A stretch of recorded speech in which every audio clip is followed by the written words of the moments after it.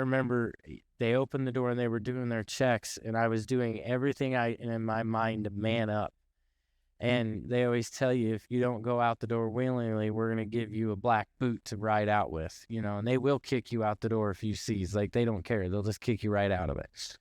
And so as soon as I seen the green light go and he said, go, like, I handed off and I jumped. And I remember the feeling of being free.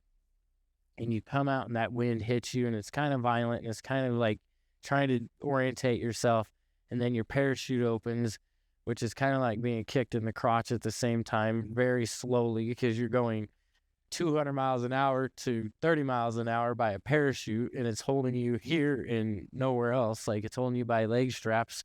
So you're singing soprano by the time you're done. But, you're trained to count to make sure, 1, 1,000, 2, 1,000, 3, 1,000, 4. If I'm not open, I need to pull my reserve. But, so did all of our jumps, and we got on to finish with that. And from there, I went to Ranger Indoctrination Program for Ranger School, where I had hurt my foot.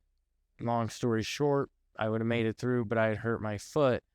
And in a road march, I was bleeding through my boot, and the ranger instructor pulled me out, and he's like, "You're going to stop." And I was hanging onto the rucksack in front of me with my pinky finger, because you have to be able to touch it with your pointer finger. And as I walked, I just held on and held on and held on to a little piece of nylon that was on there.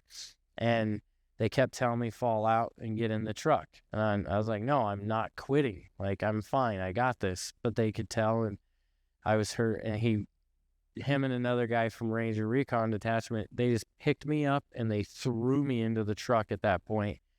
And I felt devastated, because I thought here we go, I failed.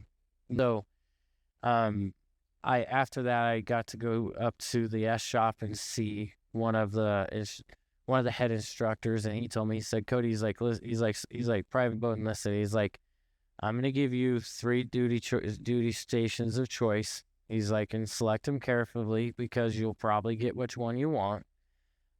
He's like, I can't control everything, but I'll put in a word, He's like, and I'm not stamping you as no return. Usually if you fail out, they do not let you come back."